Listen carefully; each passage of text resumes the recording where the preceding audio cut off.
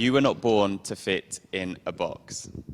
Now, before I begin, I just want to make you go back to a time when you were at school, perhaps, and you pictured a box. Why don't we think about a lunchbox? I took one to school every day, and I'm sure a lot of you growing up took a lunchbox to school every day. Now, they weren't much different from one another. I remember vividly, in my lunchbox, I had a sandwich, a packet of crisps, maybe a drink, and a snack. Now, my lunchbox was very similar to those around me. Although the shape may have changed, the color between that and my friends, the actual lunchbox itself was very similar. Now, I want you to picture that image throughout this talk. If we go back in time to me and my sister on the screen here, we used to squabble a lot about what was in our lunchbox, and I would always try and steal things from her. I would try and take things out of her lunchbox, but again, that was only because I thought hers was more cool than mine. But growing up, this was a constant thread. We would take our lunchbox to school every day, and no matter what was in it, it was roughly the same. Now, this theme goes throughout the whole of this speech. If we look at me growing up, I went to an all-boys state school. I was educated from the age of nursery all the way up until I left in sixth form to attending the University of Warwick. I was the first generation in my family to go to the university. I'm also a gay man-in-law, and being a gay man-in-law brings with it many challenges as well. I, from a very young age, was taught that no matter who I was, how I identified, how I grew up, there was always a box that I needed to fit in. Just like that lunchbox growing up that I took to school every day, as a minority, as a boy that went to a state school in Essex, growing up in a seaside town, as a gay man-in-law, as a very young founder, people viewed me in a certain way, and no matter how hard I tried as a minority, I was always taught that I should fit in a box, and this is the box that I should have growing up, and it was very hard to navigate to become out of that. I don't know how a lot of you feel, but for me as a minority growing up, I was always taught that I should fit into my box, I should look a certain way. At an all-boys school, I should act a certain way. I had a girlfriend because that was what everyone around me did. That was what society in general taught was the thing for young boys to do. I would play on the playground, I would play football, even though I absolutely hated football. Again, because at an all-boys state school in Essex, which is where I grew up, that was what you needed to do to get by, and from a very young age growing up, I was taught that this is the box I needed to fit into. No matter how I presented, how I dressed, how I looked, again, in order to get by, I was able to fit into this box and act a certain way. Now, I always knew I was very different. I always knew that I was a gay man. I always knew that I wasn't quite like the boys around me in the school I was in. But because of the society in which we live in, it was very hard for me to break out of that box. It was very hard for me to live my authentic, unique self because I was constrained by everyone around me. I was constrained by the way people treat you, by what was expected of me from the town that I grew up in. And I guess that goes for a lot of minority groups. No matter if you're part of the LGBTQ+ community, no matter if you're a woman growing up, it doesn't matter what community you're part of, I felt trapped and I felt like I needed to act a certain way because of all these characteristics that I had in front of me here. I'll tell you one time I did try to break out of this box, and let me tell you, it was the most unsuccessful thing I ever did to try and break out of the mold that I needed to be in. I went onto the playground one day at my all-boys state school, and I said, over the weekend, I went to the local farm and I rode horses with my sister, and I loved it. I said to everyone in the class I was the only boy in this riding lesson, but I absolutely loved being around these animals, and I loved the fact that I could go to the stables and ride these horses. Pause and imagine the reaction on a playground full of boys playing football when I came in on Monday morning and said, I went horse riding with a group of girls at the weekend. It didn't go down very well. And that's really strange, you know, because at a school from a very young age, why was it that all the boys thought that this wasn't the thing that should be done and it wasn't the same as everyone else? We're not taught as kids to be nasty to one another. We're not taught that people who are different should be treated in a different way. But because of the society in which we grow up, because of the environmental pressures and the societal pressures that we have, I tried to break out of my box in a very small way by saying I enjoy doing something that other boys on the playground don't like doing, and I was really bullied for that. I very quickly and physically jumped back into my box because it was the easiest thing to do. I no longer went to the playground and said, I'm going horse riding at the weekend. I no longer went to the playground and said, oh, actually, I really enjoy playing with my sister's dolls. Could you imagine how that would have gone down on the playground? Instead, I just carried on doing what I needed to do in order to get by and in order to live in this box that I thought society placed me firmly into as a minority. When I came to university, I thought this would be another opportunity for me as a young, diverse man to break out of my box and to re-establish myself, show that I could be who I wanted to be. I was really lucky at university. I went to this university, the University of Warwick, and I became president of Warwick Law Society, which at the time was one of the biggest societies on campus. It was really strange because as president, people saw me in this way. We were very successful. We won every award on campus that there was to win and around the country. But it was strange because I felt I was acting a way that wasn't my unique, authentic self. Again, because of the box on campus that I felt I needed to be a successful president. And it's strange because how could I lead a society that was so big? How could I represent so many diverse students in this society if I wasn't able to take a leading role in myself and lead the authentic life that I wanted to live? That really hit home for me. How was I able to lead a society of over 1,000 students if I wasn't able to take control of the life that I was living myself? Now, I stopped and paused there. That was a really harsh, stark reminder to me about fitting into society and feeling that we have to act a certain way as a minority in order to get by in life.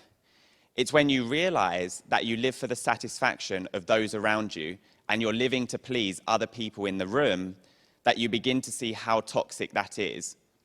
Why is it that my conscious efforts were to please those around me and to fit in to make sure that they felt comfortable to the detriment of my own mental health and my own happiness?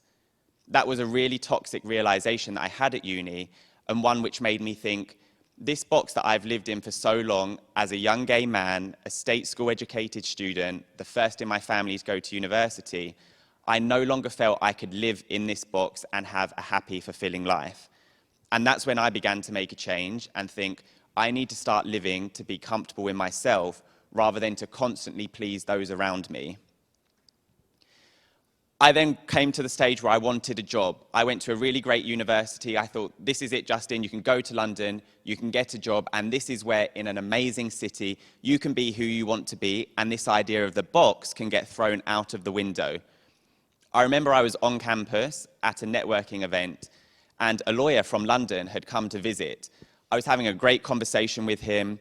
I was trying to get out of this box. I was trying to say, I'm a gay man and I'm proud and I want to have a fulfilling career in law, living my authentic truth. When I did that, I paused straight away because of the reaction I received. I was told by the lawyer that came to Warwick University from London, you should probably hide your sexuality. If you can't do that, just dumb it down. Hide some of your authentic self. If you can squash some of your gayness, let's pause there. What did he mean to squash some of my gayness? If I could squash some of my gayness, then I would be a successful corporate lawyer in London. Wow. This was the second time I really tried to break out of that box that society puts you in, and there I was, heavy-handedly thrown back into it yet again, trying to live my authentic self, but because of those around me as a minority, I just quite wasn't able to break through that mold. Again, I paused here and spoke to my friends around me and my family, and I said, how can I live a happy life if I'm doing everything to please those around me and I'm trying to get by for the satisfaction and the validation of those I bump into in everyday life? And they said to me, Justin, you can't keep doing that. You need to live how you want to live and let others react in the way they want, but you can't keep jumping back into that box. Like that lunchbox I took to school, you can't keep jumping back into it. You need to live your authentic life. And it isn't until we start living for ourselves that we're able to reach our full potential and our happiness.